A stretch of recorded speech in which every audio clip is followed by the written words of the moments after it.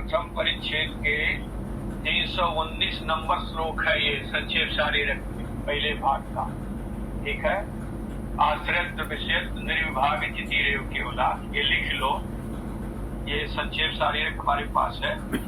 तो इसमें पहले अध्याय का 319 नंबर श्लोक है। कभी कोई पूछ दे कि कहाँ लिखा है, तो ये संक्षेप शारीरक में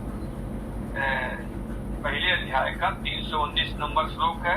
आश्रय विषय भाग्नि निर्विभाग चितिरेव केवला, पूर्व सिद्ध तमसो ही पश्चिमो न आश्रय भवति नापि गोचरम, ये वाक्य है, ये श्लोक है।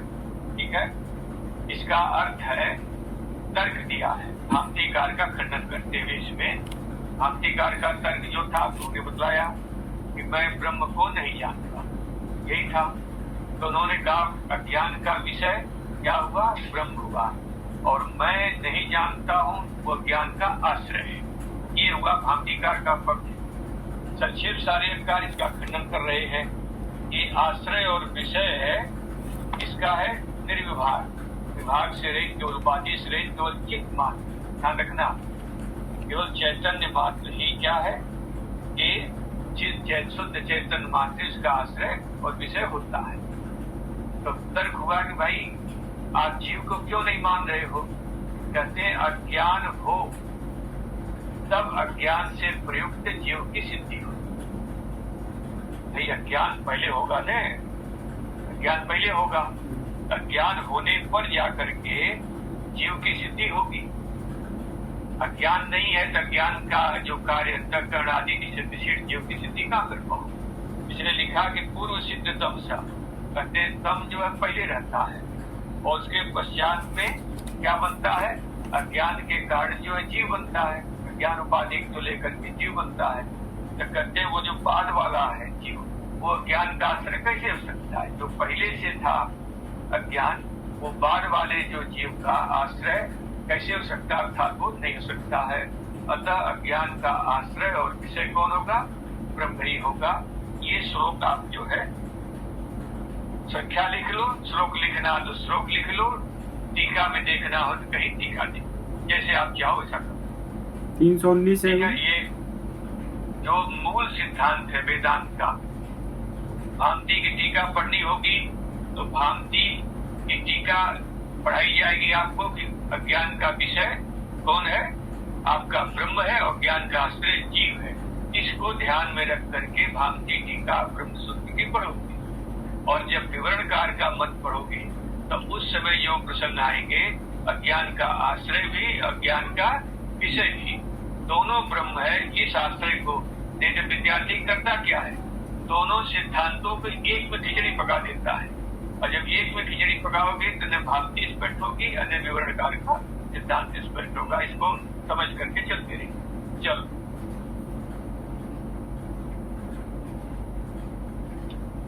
इसकी आवाज कहाँ से आ गया? हाँ, कहाँ तक हो गया था? एवं तटस्थ लक्षणम उपवा स्वरूप लक्षणम आ जी, यही था ना, ये चलना है। तो स्वरूप लक्षण क्या कहा गया, वो परमात्मा कैसा है, सच्चिदानंद घन ब्रह्म है। ठीक है, उस सच्चिदानंद घन ब्रह्म से ही क्या होता है कि ये भूत भौतिक सृष्टियां होती हैं। अब जो लोग इस सिद्धांत को नहीं मानते हैं, जो इस सिद्धांत को नहीं मानते हैं, सच्चिदानंद परमात्मा से भूत भौतिक सृष्टि होती है, इस पक्ष में तुरंत बुद्धि दौड़ाइएगा कि हम विवर्तवाद की तरफ जा रहे हैं। और जब अविद्या का आश्रय करके चलिएगा तब परिणामवाद की तरफ चलिए। इन दोनों को तुरंत विद्यार्थी को दिमाग में दौड़ाना पड़ता है कि जब अविद्या के का सृष्टि होती है, अविद्या के माध्यम से सृष्टि दिखानी है, तब परिणामवाद की तरफ दौड़ जाइए। और जब सीधे सीधे सच्चिदानंद ब्रह्म से हो रहा है, अर्थात ब्रह्म ही जगत का अभिन्न निमित्त उपादान कारण है, तब वहां पर विवर्तवाद को तुरंत पकड़ लीजिएगा, तब पंक्ति लगेगी। ये जो मूल सिद्धांत उसको पकड़ के चल आइए। कहते ये मतलब कि जब उस सच्चिदानंद घन परमात्मा से ही ये संपूर्ण सृष्टि उत्पन्न होती है, तब जो लोग शून्यवादिना सांख्य वैशेषिक आदि मतम निराकृतम वेदितव्यम, कहते शून्यवादी क्या करता है? सर्वम शून्य, ठीक है, वो शून्य है, सच्चिदानंद स्वरूप कोई पदार्थ नहीं, उसका मत खंडित हो गया। क्यों? वो निरधिष्ठानक ब्रह्म मानता है, शून्यवादी के यहाँ कोई अधिष्ठान नहीं माना जा सकता है, उसका खंडन हो गया। सांख्य कहते हैं कि वैशेष प्रकृति, जो उनके यहाँ प्रकृति है, प्रकृति और पुरुष, कहते हैं प्रकृति से ही संपूर्ण जगत की उत्पत्ति होती है, उसका मत खंडन हो गया। वैशेषिक जो मत है, अणु से ध्रुव से तिसरोड़ी आरंभवाद, कहते आरंभवाद का ही खंडन हो गया। कहते उसी कह रहे हैं शून्यवादिना, और आपके सांख्य वैशेषिक आदेश मतम निराकृतम वेदितव्यम, कहते सभी मत खंडित हो गए। उसी की व्याख्या शुरू कर रहे हैं। न तावत शून्यम जगत कारणम होती, कहते शून्य जो है, अभाव जो है, जगत का कारण नहीं हो सकता है। क्यों? कि कथमा असत तज्जाए जिसे सुतर अनुग्रहित या सुत्या असतः तत्कारण प्रतिषेधा, कहते श्रुति स्वयं कर सकती है कि असत से, माने यहाँ पर कोई पदार्थ कारण है ही नहीं, कारण के अभाव से कार्य की उत्पत्ति कैसे हो सकती है? कथम असतः, असत पदार्थ से सत की उत्पत्ति, यहाँ सत की उत्पत्ति कैसे हो सकती है? जब कारण ही नहीं है तो कार्य कैसे उत्पन्न हो सकता है? ऐसे तर्क का आश्रय करके श्रुति असतः तत्कारण प्रतिषेधा, असत में तत्कारण का प्रतिषेध कर दिया जाता है। जैसे यह धूमो नास्ति तरही वन्नी भी नास्ति, तर्क देते हैं यदि धूम नहीं है तो वन्नी भी नहीं हो सकता है, अर्थात फलितार्थ क्या लाते हैं कि धूम है इसलिए वन्नी है। जब असत है, असत से जब सत की उत्पत्ति हुई, कार्य की उत्पत्ति हो ही नहीं सकती है, तो फलितार्थ क्या जाएगा? सत्य से कार्य की उत्पत्ति हो सकती है, इस तर्क का पर्यवसान होता है। यह धूम नहीं है तो वन्नी भी नहीं है, अर्थात धूम है तो वन्नी है। ऐसे ही असत है तो असत से जो है किसी कार्य की उत्पत्ति नहीं होती है, ये क्या मानना पड़ेगा कि सत्य से ही कार्य की उत्पत्ति होती है, ये स्वीकार करना पड़ेगा।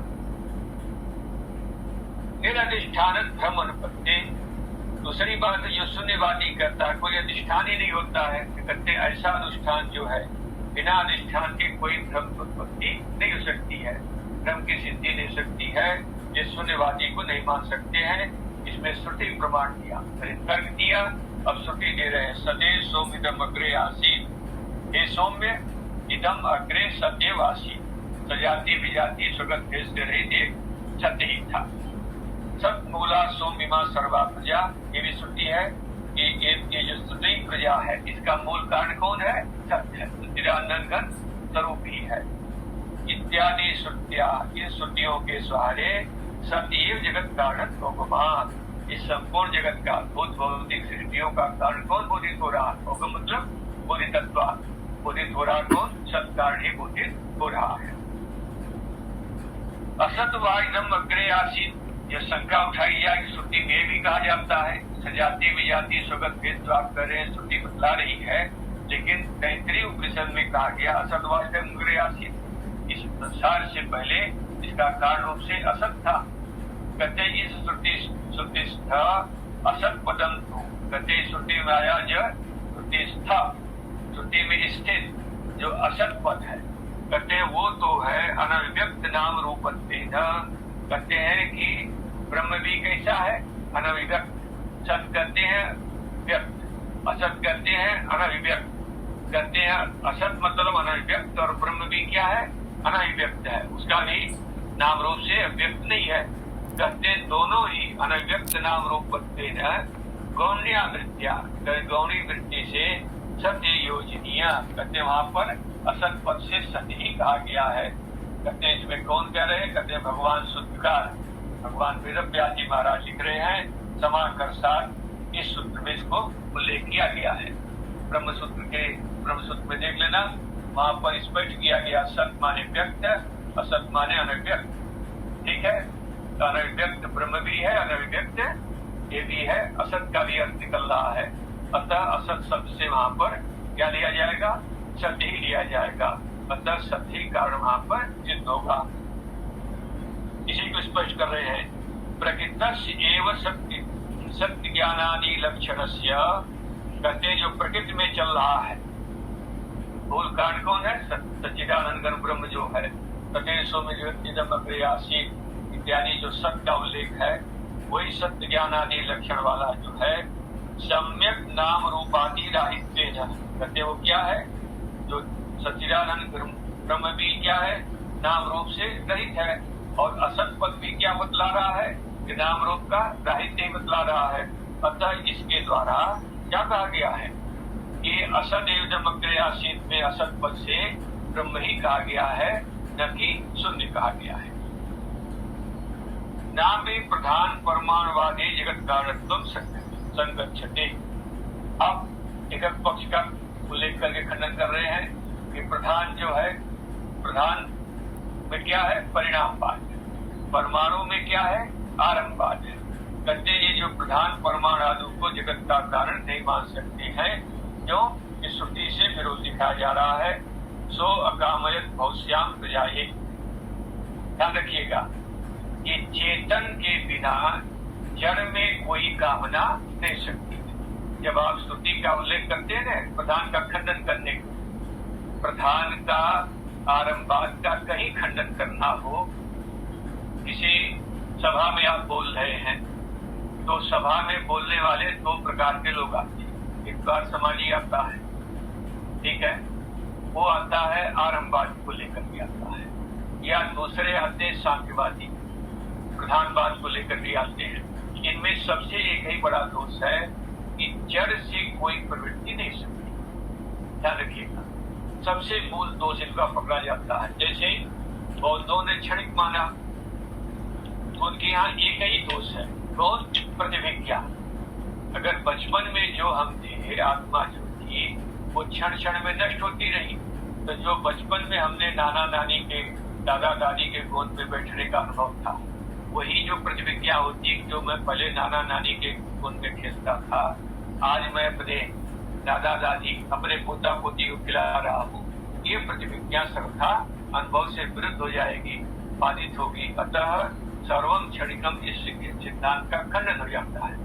ठीक इसी प्रकार से आरंभवाद और परिणामवाद, इन दोनों में जो कारण माना गया है परमाणुओं को, और कहते बिना चेतन के इनमें जो है प्रवृत्ति हो ही नहीं सकती है। अतः परमाणु से गुण ये बन ही नहीं सकते हैं, और प्रधान में प्रवृत्ति न होने से प्रधान से भी मद आदि की उत्पत्ति नहीं सकती है। अब इसी को समझाया जा रहा है। देखो कि नाम भी प्रधान परमाणुवादी जगत कारणत्व संगच्छति, प्रधान को और परमाणुवादी को जगत का कारण नहीं मान सकते हैं। क्यों भाई? सो अकामयत भविष्याम प्रजाये, यहाँ पर उसने कल्पना की, इच्छा किया।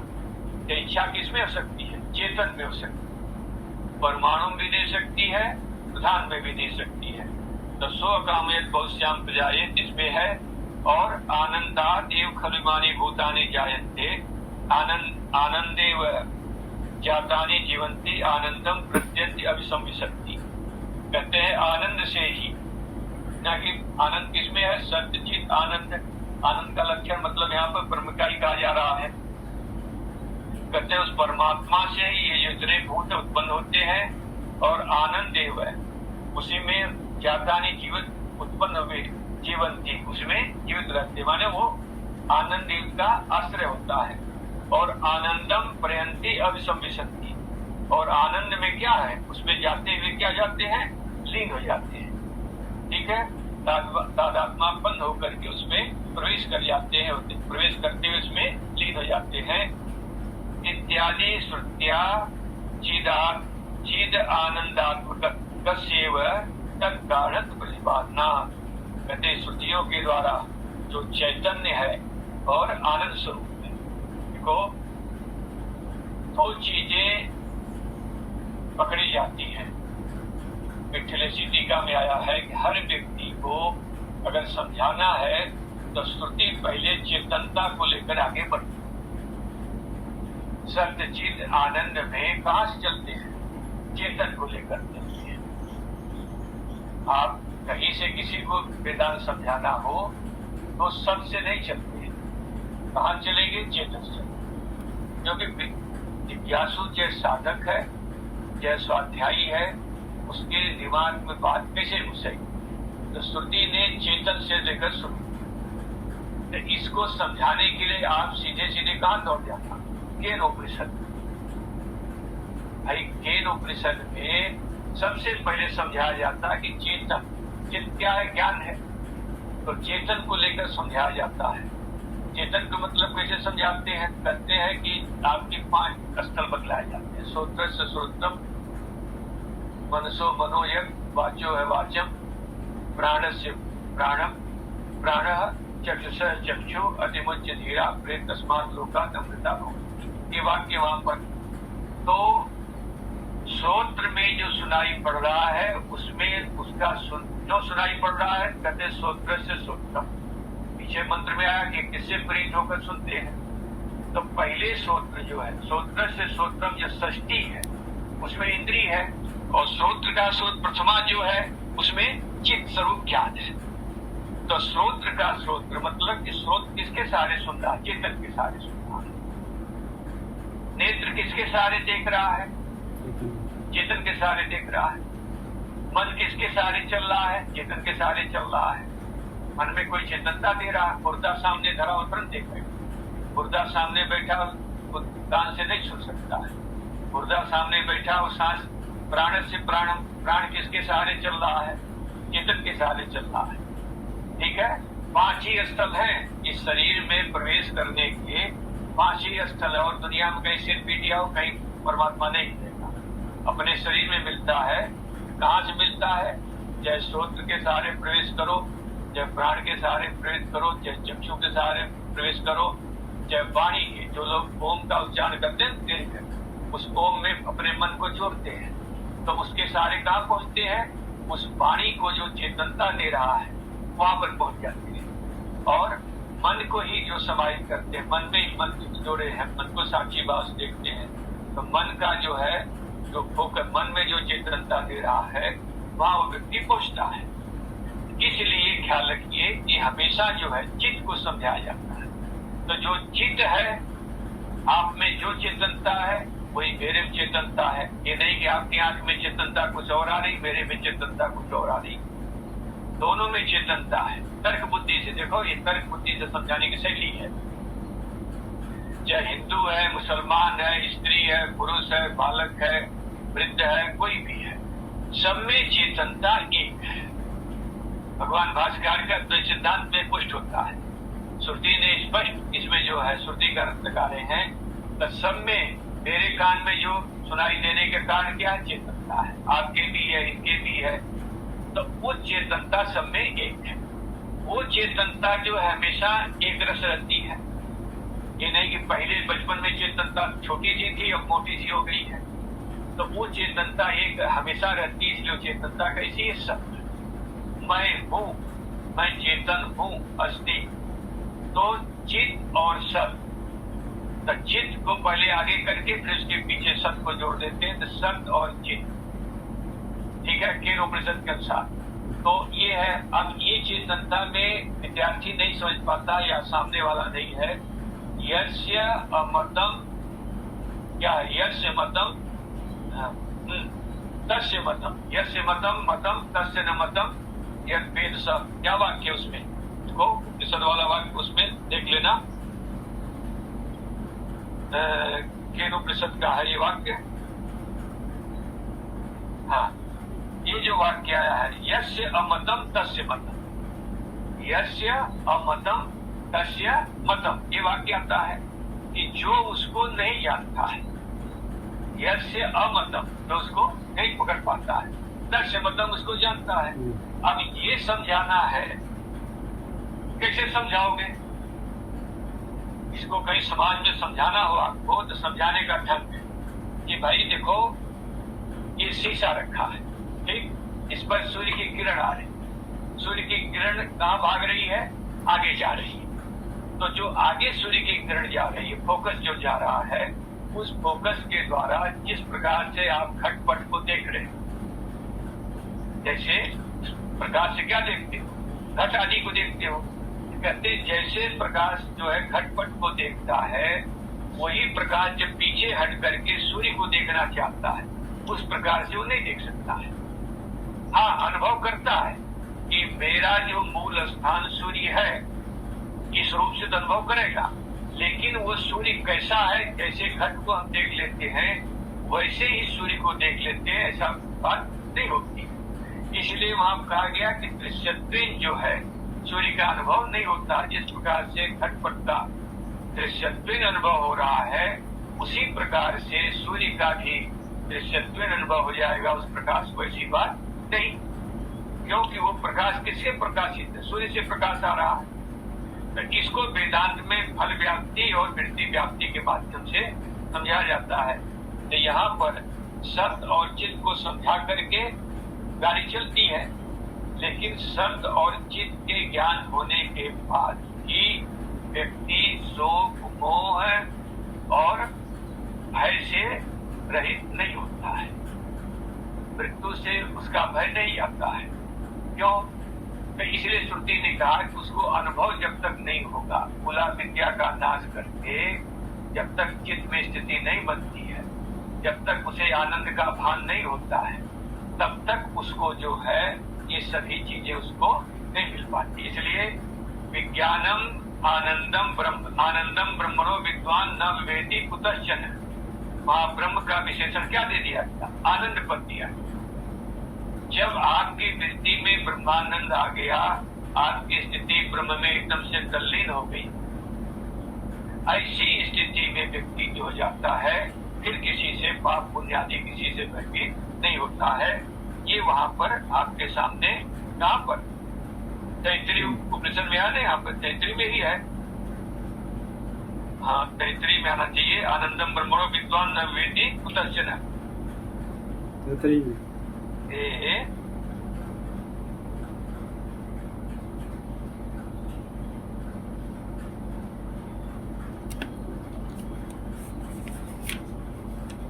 वाक्य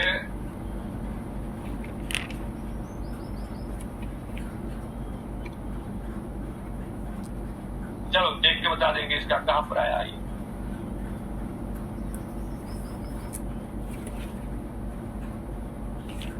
हाँ, यहीं पर है।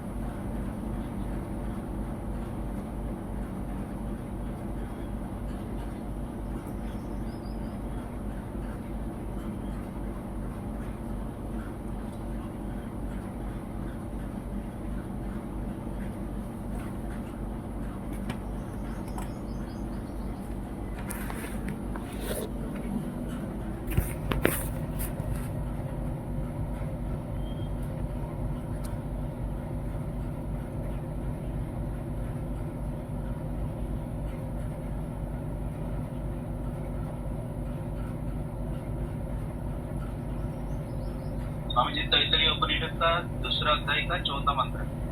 हाँ, इसमें देखो, ये तो वाचो निवर्तन्ते प्राप्ति मनसा सह आनंदम ब्रह्मणो विद्वान न वेदी कुतश्चन एतम अभाव न तप्ति किम अहम साधु न कर्मम किम अहम पापम कर्मम इति। ये वाक्य मिला, आपके देख लेना। तो यहाँ पर जो है, जब यहाँ पर आनंद स्वरूप ब्रह्म में मग्न हो जाता है, तब उसमें सर्वथा असंगता आ जाती है। और असंगता आ जाने के बाद, आनंद स्वरूप में जब स्थिति हो जाने के बाद, फिर उसको ये जो है कि मैंने कुछ किया ही नहीं, मेरे शरीर से कुछ हुआ नहीं, न मैंने पाप को किया है, न कोई गलत अच्छे कर्म किया। ये जो मन में भय आता है, मन में शोक होता है वृद्धावस्था में कि मैंने पाप क्यों किया, मैंने पुण्य क्यों नहीं किया, कहते हैं सभी दोषों से ऊपर उठ जाता है। तैतरीय उपनिषद का वाक्य है, रखिएगा। ये 9 अनुवाक में है, तैतरीय उपनिषद के 9 अनुवाक में लिखा हुआ है। ठीक, आ जाओ, चलिए आगे चलते हैं। तो इत्यादि श्रुतियां चिद आनंदात्मक से तत्कारण प्रतिपादना, वो चिदात्मक जो है उसका कारण, संसार का कारण का प्रतिपादन किया गया है, इसको दिखा गया।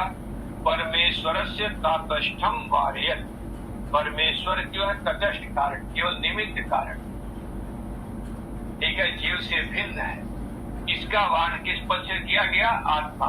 परम धन आत्मानम है, वो जो परमात्मा अपना ही स्वरूप है, हमसे जीव से भिन्न नहीं है। परमात्मानम माने अपना जो परमात्मा है, अपना ही स्वरूप है, वही जो संपूर्ण जगत का निमित्त उपादान कारण है, उसको जो है यहाँ पर कहा गया है। एक बात का और ख्याल रखो, जो लोग आत्मा से ब्रह्म को भिन्न मानते हैं, इसे ध्यान रखिएगा, और ब्रह्म को निराकार मानते हैं, जैसे आज समाज है और भी कोई आ जाए कि आत्मा से ब्रह्म क्या है? भिन्न है। आत्मा भी निराकार है और ब्रह्म भी निराकार। उनके मत में ब्रह्म का अपरोक्ष ज्ञान नहीं सकता। इस तर्क को ध्यान में रखिएगा, कहीं बोलना होता है आत्मा को। आत्मा भी निराकार है और ब्रह्म भी निराकार है, दोनों निराकार है। लेकिन आत्मा ब्रह्म से भिन्न है, तो वो आपके अपरोक्ष साक्षात्कार का कारण क्या है? मन है। तो मन से या तो दृश्य पदार्थ का अनुभव हो सकता है या आत्मा का अनुभव हो सकता है। अब आत्मा से भिन्न ब्रह्म है, उसका अनुभव किससे? ठीक है, मन से अनुभव तो उसका होगा नहीं। मन दो ही को पकड़ सकता है, या तो दृश्य को, सामने वाले दृश्य को पकड़ेगा, साक्षात्कार करेगा, या अंदर वाले आत्मा का साक्षात्कार करेगा। अब आप आत्मा को निराकार मान रहे हैं, ब्रह्म को निराकार मान रहे हैं, आत्मा से भिन्न मान रहे हैं, उसका साक्षात्कार कैसे करोगे? तो वो बोलता है कि जी आत्मा से परमात्मा का साक्षात्कार करें। उन पक्षी क्या बोलते हैं लोग? आत्मा से परमात्मा का साक्षात्कार करेंगे। तो प्रश्न हुआ कि हम तो असंग पुरुष मानते हैं, तो शत्रु दुर्जन न्याय से आत्मा को हम मान भी ले, परमात्मा का साक्षात्कार का क्या हो जाएगा? कारण। परमात्मा का साक्षात्कार का जैसे साधन क्या बनेगा? आत्मा बनेगा, कारण। जैसे आत्मा के साक्षात्कार का साधन मन बनता है, वैसे ही आत्मा जो है परमात्मा के साक्षात्कार का साधन बनेगा, कारण बनेगा। तो वो आत्मा किसका कारण है? ये प्रश्न उठेगा। वो आत्मा जो है किसका कारण है? जीव का कारण है कि परमात्मा का कारण है? जैसे मन जो है जीव का कारण है, साधन है, तो मन से जो साधना जानकारी होगी वो जीव को होगी। आत्मा को मन का साधन तो माना नहीं गया है, जीव का साधन तो नहीं माना गया है। तो वो आत्मा कारण किसका बनेगा? परमात्मा। अगर परमात्मा का कारण है तो परमात्मा को ज्ञान होगा, आत्मा से जो परमात्मा का बोध होगा उसका बोध किसको होगा? परमात्मा की होगा, जीव को नहीं। हाँ, तर्क समझ में आ रहा कि नहीं? जी। तर्क जो है ये तर्क बड़े अच्छे हैं, कहीं पर जो है आपके खुद समझने के लिए, दूसरे को समझाने के लिए। भाई मन के करण के माध्यम से, अंतःकरण में मन है, मन के माध्यम से दो चीज का आपको अनुभव होता है। सामने घटपट का, दृश्य का, और अंदर क्या है? शुद्ध मन से माध्यम से अपनी आत्मा का साक्षात्कार होता है। उस आत्मा से अभिन्न ब्रह्म है, इसलिए हम क्या साक्षात्कार कर लेते हैं? परमात्मा का पूर्ण साक्षात्कार कर। ये तो स्पष्ट हुआ आपको? अब शंका उठाई गई कि भाई जो आत्मा से भिन्न परमात्मा को मान रहा है, और कैसा मान रहा है? निराकार मान रहा है। तो वो बतलाए कि वो परमात्मा का अपरोक्ष साक्षात्कार कैसे? परोक्ष तो शब्द से हो जाएगा, अपरोक्ष साक्षात्कार कैसे होगा? ये प्रश्न पूछा जाएगा उससे। तो अपरोक्ष साक्षात्कार कैसे होगा? तो उसके पास तो मन से तो मान नहीं सकता है, तो वो कहता है कि जी आत्मा से परमात्मा का साक्षात्कार, ये उत्तर देगा। तो प्रश्न हुआ कि आत्मा को आपने परमात्मा के साक्षात्कार का कारण माना, साधन माना, तो वो साधन किसका? आत्मा कारण किसका बना? जीव का कारण तो बनेगा नहीं, क्योंकि जीव का कारण पहले से मन बैठा है। तो वो कारण बनेगा किसका? परमात्मा का। तो परमात्मा का कारण बना आत्मा, तो बोध किसको होगा? इसका कारण है। परमात्मा का कारण जो है आत्मा है, इसलिए परमात्मा का ही बोध होगा, जीव को बोध नहीं होगा। उनके मत में आत्मा का परमात्मा का परोक्ष साक्षात्कार नहीं हो सकता है, केवल परोक्ष साक्षात्कार होगा। जबकि श्रुति कह रही है यह साक्षात परोक्षात ब्रह्म, उसका परोक्ष साक्षात्कार होता है। अतः उनके मत में सिद्धि शक्ति है। अतः हर हालत में जो आत्मा है वही ब्रह्म है, ऐसा जो सिद्धांत, जो द्वैत सिद्धांत, उसको मानने पर उस आत्मा का मन से साक्षात्कार होगा। और वो साक्षात्कार जो है प्रतिव्याप्ति अज्ञेयत्वेन जो है अदृश्यत्वेन उसका साक्षात्कार होता है। और ऐसा साक्षात्कार होने में कोई आपत्ति नहीं आती है। ये सब मूलभूत सिद्धांत आप अलग अलग से कोटेशन करके लिखते जाना। चलो आगे। तो परमेश्वरम तटस्थम वार्यत, परमेश्वर में तटस्थ जीव भिन्न है का वाण करते रहे आत्मा करके। अंतर्यामिणा कहते हो सबका अंतर्यामी सबके हृदय में बैठा हुआ है। ये स्ते आत्मा अंतर्यामी अमृतम जिसे सुनते कहते तेरा आत्मा अंतर्यामी है। ये सब वहां पर कहा गया है। लक्ष्य पक्षी तो अब दूसरा अर्थ कर रहे हैं। यहाँ तक एक अर्थ हुआ। अब यहाँ देखो मूल श्लोक में देखो, यद अविद्या विलासे दिखा ना वहां पर, यद अविद्या विलासे हाँ, तो अगर सवर्णे दीर्घ कर, अगर सवर्णे दीर्घ कर, विलासे सप्तमी तृतीयांत पाठ को सप्तमंत कर। यद अविद्या अविलासे न भूत भौतिक सृष्टि। उनकी मूल देख लो, फिर ग्रंथ लग जाएगा आपको। यद अविद्या अविलासे, ठीक है, न भूत भौतिक सृष्टि उत्पत्ति। पंक्ति यहाँ पर मूल में हाँ, माने कि जैसे हमने पीछे कहा कि यदि धूम नहीं है तो वन्नी नहीं है, एक अर्थ हुआ। ठीक, तो फलित अर्थ क्या आ जाएगा कि धूम है और वन्नी है। तो दूसरे अर्थ में बतला रहे हैं, यदि विद्या का विलास माने कार्य नहीं हुआ तो क्या है, परमात्मा के आश्रित जो विद्या है उसका विलास न होने पर, कार्य न होने पर न भूत भौतिक सृष्टि या भूत भौतिक सृष्टि उत्पन्न नहीं होती है। तो प्रश्न हुआ कि दो नकार लाएंगे कहा। तो एक जगह जो यद अविद्या धन अविलासेन, अगर सवर्ण दीर्घ कर दोगे तो विद्या विलासे हो जाएगी सप्तमी, और न को निकाल देना, तृतीयांत न निकालना, सप्तमी निकालना। यद अविद्या अविलासे न भूत भौतिक सृष्टि। ठीक हुआ सभी पंक्ति। अब आ जाओ पंक्ति पर आ जाओ। ये दूसरे पक्ष में लगा रहे हैं, लक्षणा पक्ष। अच्छा, लक्ष्य पक्षी तो तम परम मायादि परम तद असंतुष्टम शुद्धम तत्पदार्थम दोगी। कहते हैं लक्ष्य पक्ष में लक्ष्यावृत्ति करोगे तो जो माया आदि से असंतुष्ट है, ऐसे जो है तत्पदार्थ जो है कौन, सच्चिदानंद विग्रह, उसको मैं नमस्कार करते हैं। कहते हैं कि ये कैसे अर्थ निकलेगा। आपने लक्ष्य पक्ष लिख दिया तो माया आदि से असंतुष्ट है, शुद्ध है, ऐसे ब्रह्म को मैं नमस्कार करता हूँ। तो श्लोक से अर्थ निकालोगे कैसे। अब उसको समझा रहे हैं कि लक्ष्य तमेव लक्ष्य, यदि कहते लक्ष्य पक्ष में जो अर्थ निकलता है कि माया आदि से असंग जो सच्चिदानंद स्वरूप ब्रह्म है उसको मैं नमस्कार कर रहा हूँ, ये जो लक्ष्य पक्ष में अर्थ निकलता है तो उसको कैसे लगाया जाएगी पंक्ति, उसको समझाया जा रहा आगे श्लोक। देखो, तमेव लक्ष्य, यद माने यस्मिन, जिसमें अविद्या या अविलास है। देख रहे हो, अविद्या का जो अविलास, ठीक, अविद्या अविलासो यस्मिन, जिसमें अविद्या का विलास माने कार्य नहीं होने को, तथा च यस्मिन अविद्या विलासा भावती, जिस पर परमात्मा में अविद्या के कार्य का अभाव होने पर भूत भौतिक सृष्टियों न भवती, भूत भौतिक सृष्टियां नहीं होती। माने जिसमें अविद्या के माध्यम से अध्यारोप न होने से वहां भूत भौतिक सृष्टि नहीं होती है। क्यों?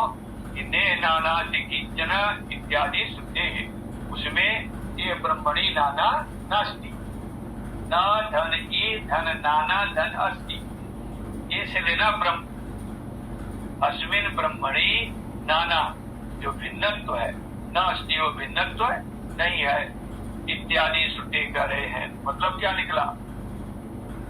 तत्स्वरूपम दर्शयत, उसी के स्वरूप को दिखाया गया लक्षणा पक्ष में, सच्चिदानंद विग्रहम, वो सच्चिद आनंद स्वरूप उसका है, तो ब्रह्म का। तो ये अन्वय जैसे भूमो नास्ति बन्नी नास्ति, ठीक ऐसे इसमें अविद्या का विलास नहीं होता, विद्या का कार्य जब नहीं होता है तब भूत भौतिक सृष्टियां नहीं होती है। तो ऐसे अर्थ में लगाते समय विद्यार्थी को पहले मूल श्लोक में अकर सवर्ण दीर्घ और सत्यमेंद्र पाठ लेना पड़ता है। अविद्या धन अभिलाषे और न को ले जाना पड़ता है वहां तोड़ करके भूत भौतिक सृष्टियां। चलो आगे हाँ, सदादि पद लक्ष्यत्वात् तदात्मकत्वात्, कहते हैं ये जो सत आदि पद सत चित आनंद से जो लक्षित है, अद्वैत सिद्धि में झगड़ा शुरू होती है कि ब्रह्म को जब सत कहोगे तो उसमें सत्व धर्म मानना पड़ता है, चित्त कहोगे तो उसमें चित्त धर्म मानना पड़ता है, आनंद कहोगे तो आनंदत्व धर्म मानना पड़ता है। ये मानने की आपत्ति उसमें आती है। तो अद्वैत सिद्धिकार ने कहा सत का मतलब है कि असत का अभाव। सत का क्या करते हैं? असत का अभाव, और असत का अभाव अभाव किस स्वरूप होता है? अधिकरण स्वरूप होता है। देखियो वेदांत में इस बात का ध्यान रखता है, निवृत्ति किस स्वरूप होती है? अधिष्ठान स्वरूप होती है। निवृत्ति जो होती है भाई, रस्सी में सर्प है, रस्सी में सर्प है, तो सर्प की निवृत्ति किस स्वरूप है? अधिष्ठान स्वरूप है। ये मूल सिद्धांत पकड़े रखो। निवृत्ति किसी भी निवृत्ति होगी, भ्रम की निवृत्ति अधिष्ठान स्वरूप होती है। तो यहाँ पर जो सत पद से क्या कहा गया है कि असत का अभाव, असत का अभाव किस स्वरूप होगा? अधिष्ठान स्वरूप होगा। चित्त माने जड़ का अभाव, जड़ का अभाव किस स्वरूप है? ब्रह्म में जड़ का अभाव मतलब चेतन स्वरूप है, उसे कह दिया। आनंद माने दुख का अभाव। अतः ऐसा अभाव का अधिकरण स्वरूप मान करके निर्विशेष ब्रह्म को स्वीकार किया गया। तो फिर ऐसा करने से लाभ क्या हुआ सिद्धांति को? कहते हैं उसमें सत्यत्व धर्म है, चित्त धर्म है और आनंदत्व धर्म मानने की आपत्ति नहीं आएगी। ठीक है भक्ति स्वामी जी, अधिष्ठान और अधिकरण दोनों एक ही है? अधिष्ठान और अधिकरण में थोड़ा सा अंतर ले लेते हैं। आश्रय जो कहते हैं, आश्रय आप कहिए, अधिकरण का मतलब होता है आश्रय। आश्रय में क्या होता है कि पदार्थ से संबंध होता है। आश्रय जो होता है, किसी का कोई आश्रय जब बताया जाएगा तो वहां पदार्थ का संबंध होता है, और अधिष्ठान में पदार्थ का संबंध नहीं होता, वहां पर कल्पित पदार्थ संबंध मानते हैं। ध्यान रखिएगा, आश्रय में कोई न कोई संबंध स्वीकार कर लेते हैं और अधिष्ठान में कोई संबंध होता नहीं। वो असंगो एवं पुरुष इत्यादि को ध्यान में रख करके अब कोई व्यक्ति नहीं समझ पा रहा है तो उसमें कह देते हैं कल्पित तादात्म्य। ठीक है, ये इतना अंतर करते हैं, इतना अंतर लेकर चलते हैं। आ जाओ, तो सद आदि पद लक्ष्यत्वात् तदात्मकत्वात्, वो सद आदि पद से लक्षित उस सच्चिदानंद स्वरूप उसको स्वीकार किया गया है। तस्य अनात्मत्वम आर्यति, कहते हैं वो अपने से भिन्न है, इसका वार्ण कर दिया गया आत्मा से। अब क्या हो गया इससे कि तुम पदवाच्य, तुम पदवाच्य कौन है? मैं। हम पदवाच्य जो मैं है, और लक्ष्यार्थ कौन है? वाच्य का जो लक्ष्यार्थ है कुटस्थ तत्व, वो भी जो है इसी श्लोक से दिखा दिया गया।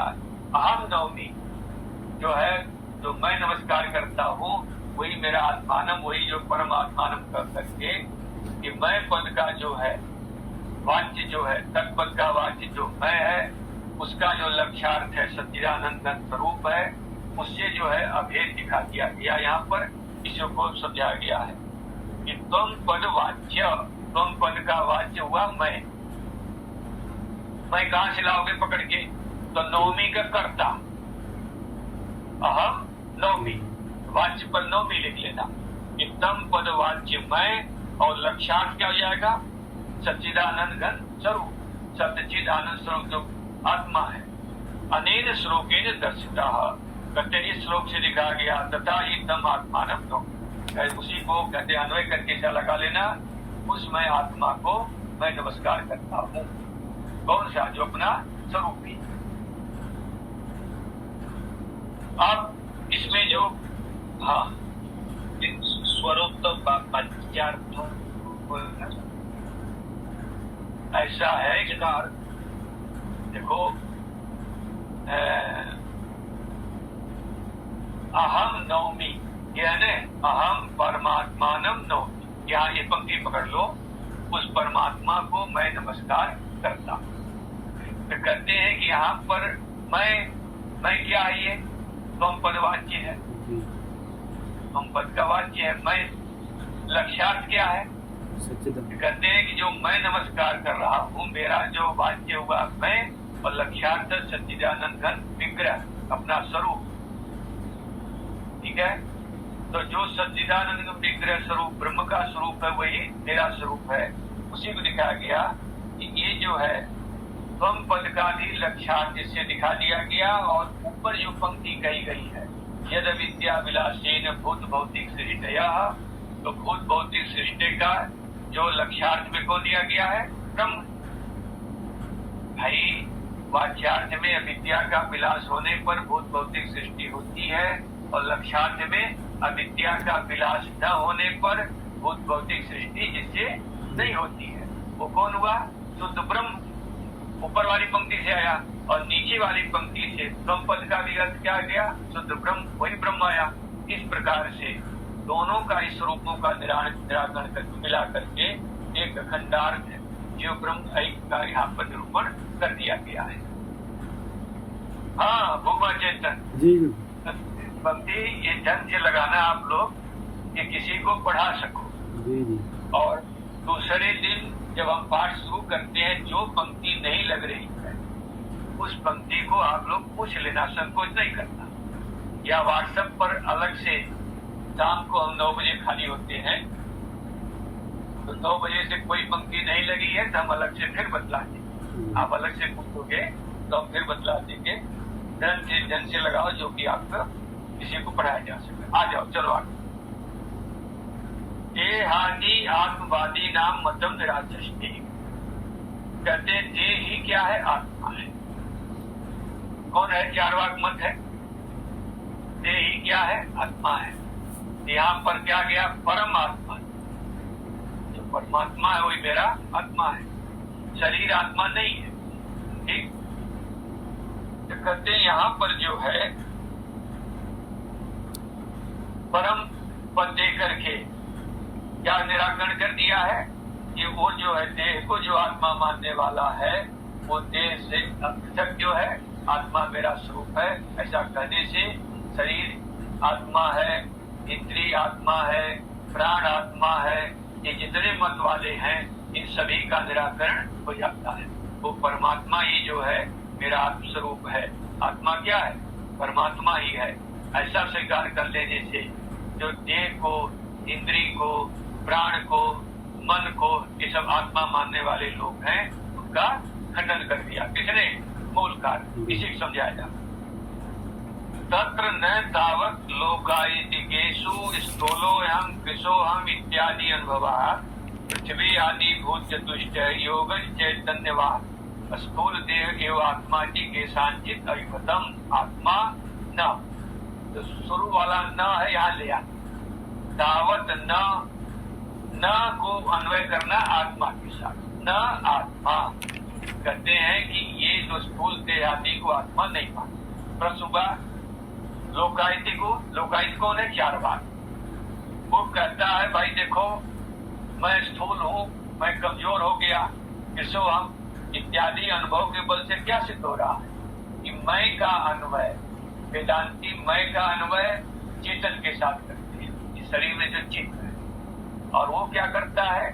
मैं का अनुभव किसके साथ जुड़ता है? स्थूल शरीर के साथ जुड़ता है। कहते ऐसा अनुभव हो रहा है, ऐसी चित्त का चित्त मतलब ज्ञान, ऐसा ज्ञान हो रहा है। कहते अनुभव होता है। कहते जड़ में चेतनता कैसे आई? तो वो 5 भूत नहीं मानता है। चारवाक के मत में 5 भूत नहीं माने जाते, 4 भूत मानते। कौन कौन से? तो पृथ्वी, जल, तेज और वायु, ये 4 भूत मानते हैं। वही लिख रहे हैं, पृथ्व्यादि भूत चतुष्टय, पृथ्वी, जल, तेज, वायु, 4 भूत हुए। कहते योगज चैतन्यवान, इन चारों के मिलने से, योग माने संबंध होने से, जय माने उत्पन्न, इन चारों भूतों के एक साथ एक जगह मिलने से चैतन्यवान, वहां चेतनवाल जो है, चेतन वाला जो स्थूल देह ही क्या कहा गया है? आत्मा कहा गया है।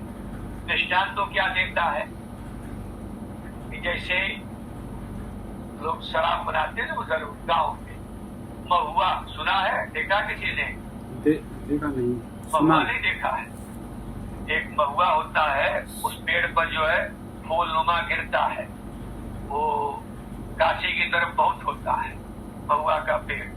महुआ है, गुड़ है, का ये गन्ने का रस है, और महुआ और गन्ने का रस बंदो ही मान लो, ये सब लोग पता नहीं भट्टी उट्टी में डाल करके इसे शराब बनाते हैं, उसमें ये सब मिला करके बनाते हैं। तो कहते हैं ऐसे ही अलग से महुआ खाओ तो उसमें नशा नहीं आएगा, अलग से गन्ने का रस पियो तो उसमें नशा नहीं आएगा, लेकिन इन सबको मिला दो एक साथ तो उसमें क्या है? नशा उत्पन्न हो जाता है। कहते ऐसे ही अलग अलग भूतों को रखो उसमें चेतनता नहीं आती, और चारों भूतों को एक साथ मिला दो उसमें चेतनता आ जाती। तो वो चेतन कौन है? चेतन स्वरूप आत्मा ही है, क्योंकि अनुभव हो रहा है कि मैं कमजोर हूँ, मैं स्वस्थ हूँ, मैं तगड़ा हूँ, ये सब के अनुभव के बल से मैं का अनुभव किसके साथ हो रहा है?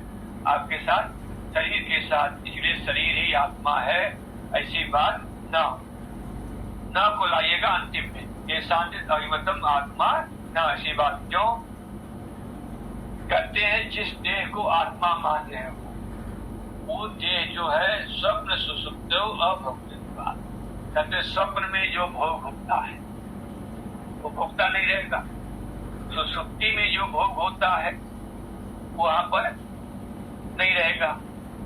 ध्यान रखो, जिन लोगों का आश्रय है कि संसार के पदार्थों से ही आनंद आता है, संसार के पदार्थों से ही आनंद आता है, कहते ऐसे लोगों के मन का निराकरण किसमें हो जाता है? सुसुप्ति। सुसुप्ति में संसार के पदार्थ नहीं है, फिर भी आनंद आ रहा। जिन लोगों के मन में यह आग्रह है कि सूर्य और चंद्रमा के प्रकाश से ही सभी चीज देखे जाते हैं, ठीक है, सूर्य हो, दीपक हो, बिजली हो, इनके प्रकाश से ही अन्य पदार्थ देखे जा सकते, आंख हो तब हो। लेकिन स्वप्न में क्या देखा गया? न सूर्य है, न चंद्रमा है, न नक्षत्र है, न बिजली है, न लाइट है, न टार्च है, कुछ सभी प्रकाश देखे जा रहे हैं। उसे क्या सिद्ध होता है? तो आप कोई एक प्रकाशक पदार्थ है जो अन्य प्रकाशों की अपेक्षा न करके स्वयं प्रकाशित हो रहा, उसके प्रकाश से प्रकाशित हो रहा। कहते अगर देह को तुम आत्मा मानोगे तो ये देह जो है न स्वप्न में है न सुसुप्ति में है, वहां जो भोगता है वहां भी भोग हो रहा है, स्वप्न में भी भोग होता है और सुसुप्ति में भी भोग होता है, उनका भोक्ता जीव की सिद्धि नहीं हो पाएगी। अच्छा, दूसरी बात यह है कि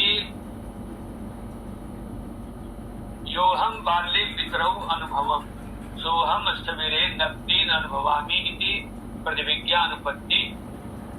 कहते हैं जो मैंने बाल्यावस्था में पितरों के, दादा दादी के गोद में बैठ करके अनुभव किया था, अब वो मैं स्थविरे हमारे वृद्धावस्था में नब्दीन, नाती है, पोता है, ठीक है, उनको अपने गोद में खिला करके अनुभव कर रहा हूँ।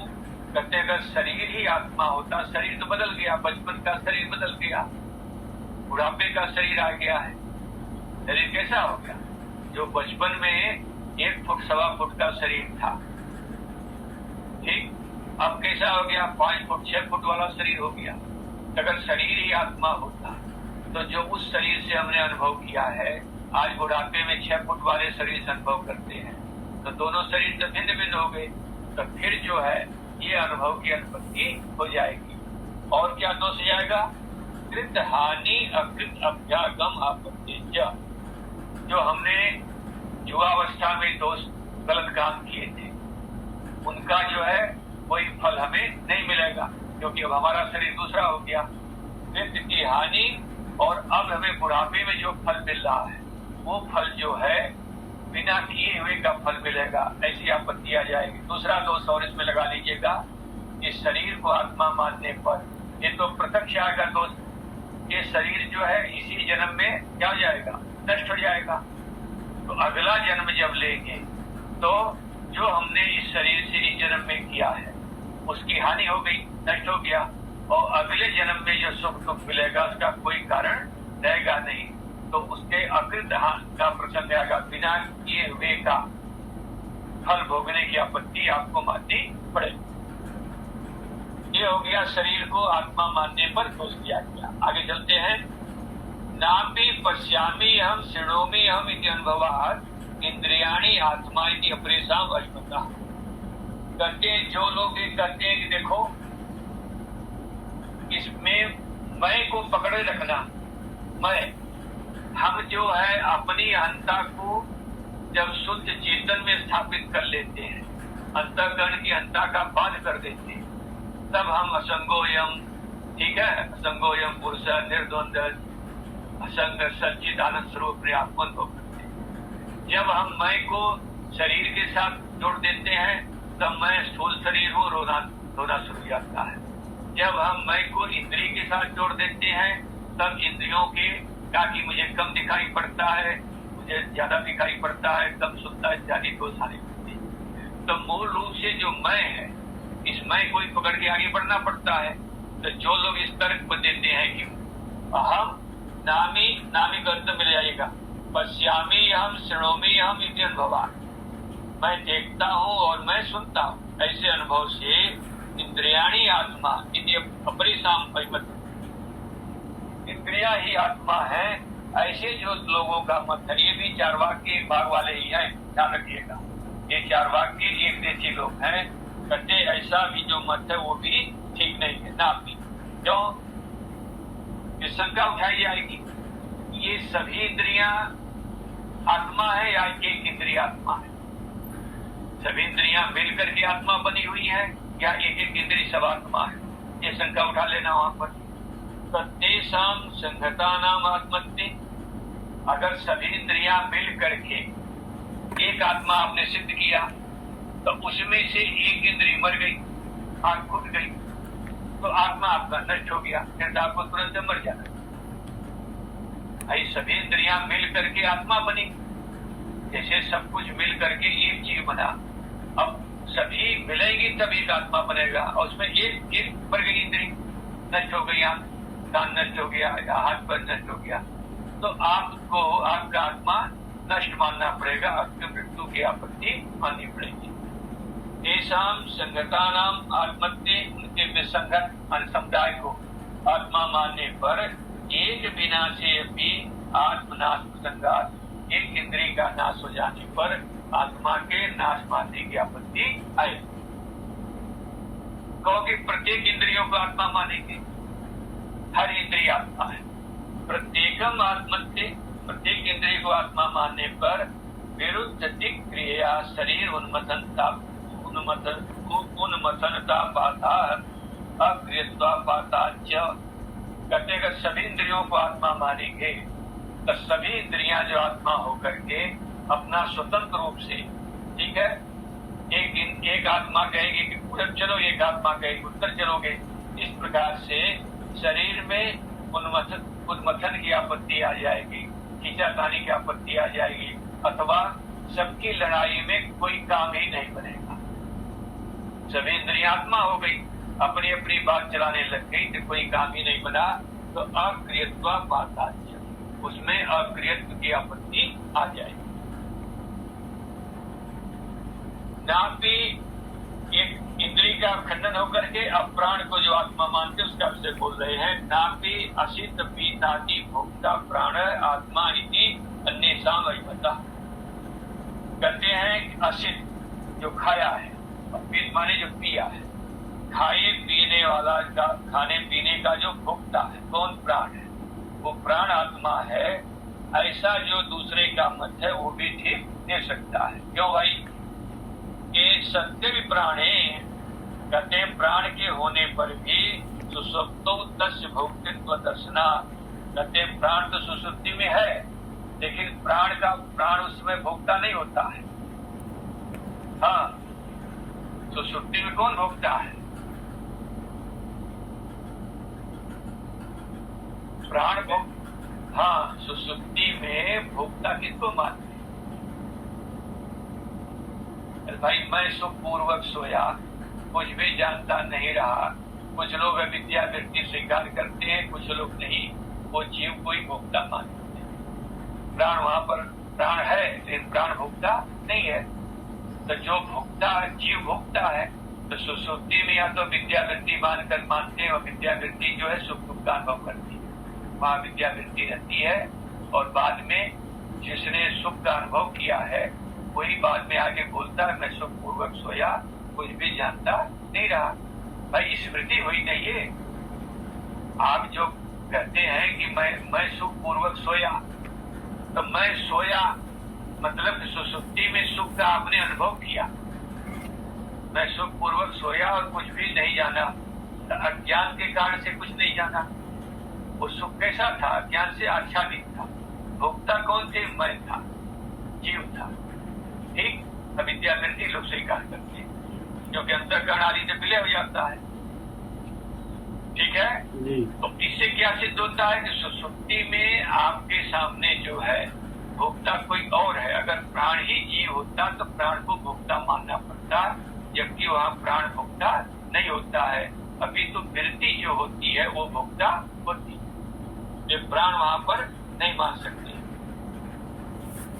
नापि सुखी हम दुखी हम इति अनुभवात् सुखादि धर्मकम मन आत्मा जी प्रेसा महिमता। कहते हैं सुखी हम दुखी हम इस प्रकार से अनुभव करने वाला मन को आत्मा मान लिया जाए, कहते हैं वो भी उचित नहीं। क्यों? कि सर्वे इंद्रिय अनुग्राह से आत्मस्य करणत अनुभवात्। कहते हैं वो जो है सभी इंद्रियों का अनुग्राहक है। अनुग्राहक मतलब कि जिस इंद्रिय के पीछे खड़ा होता है। अनुमान पीछे, अगर नेत्र के पीछे खड़ा है तो नेत्र देखे, और कान के पीछे खड़ा है कान के साथ तो कान सुनेगा। और नहीं तो आप कुछ भी बोलते रहो, अगर कान के साथ मन नहीं लगा है तो क्या जाता है? वो आदमी कुछ भी सुन नहीं पाता है। कहते सभी इंद्रियों का अनुग्राहक है, ये उसको कर्ण अंदर का कर्ण स्वीकार किया गया है। अच्छा, तथा बौद्धेषु अपि कर्ति रूप विज्ञानम आत्मा तस्य क्षणिकम प्रदीप कलिकादिवत इति योगाचारादि मतो अपि आत्मा न संभवति मुक्त प्रतिविज्ञा विरोधा। कहते हैं बौद्ध मत में क्या है?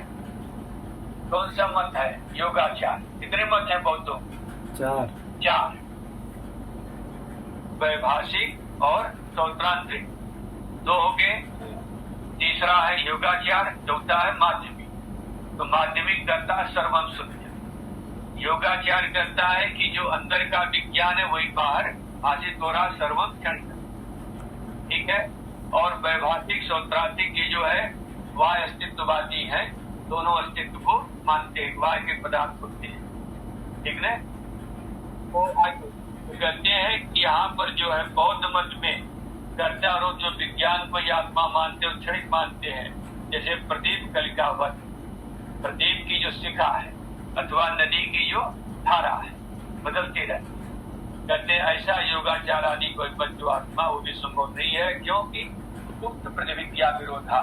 उक्त प्रतिविज्ञा जो पहली पंक्ति में लिखी है कि यो हम बाल्ये पितरौ अनुभवम तो हम स्थविरे नब्दे अनुभवामी, पहली पंक्ति में है ना। देखो संस्करण बदल रहा है कि एक ही है कला शास्त्र का, एक ही है ना, एक ही है। हाँ, तो कहते हैं इस प्रतिविज्ञा से विरोध हो जाएगा। तद एतम सर्वम अभिप्रेत उत्तम। कहते हैं इसी को लेकर के क्या कहा गया कि परमात्मा, वो अपना जो है, वो अपना ही स्वरूप जो आत्मा है, वो परमात्मा अपना स्वरूप है जो सच्चिदानंद विग्रह है। अतः आत्मा कैसा है कि सच्चिदानंद स्वरूप जो अपना आत्मा है, अतः इन सभी मतों का खंडन हो गया है। अब यहाँ से चलेगा आगे कि आत्मा के परिणाम पर, आत्मा के परिणाम पर परम का अर्थ करेंगे प्रकृष्टम। अब अर्थ क्या करेंगे? परम का अर्थ है जो है परमात्मा, जो परमात्मा है, अपना स्वरूप है। अब परम का अर्थ करेंगे प्रकृष्ट, देखो। तो जो लोग आत्मा को अणु परिमाण वाले मानते हैं, उनके मत का खंडन करेंगे। उससे कल आपको बताएंगे। ठीक। ओम पूर्णमदः पूर्णमिदं पूर्णात् पूर्णमुदच्यते पूर्णस्य पूर्णमादाय पूर्णमेवावशिष्यते। ओम शांति शांति शांति। कोई पंक्ति नहीं लगे तो अगले दिन पूछ लिया करें, और बाद में भी पूछ सकते हैं शाम को 9 बजे के बाद। ठीक है। हमें जो है शिमला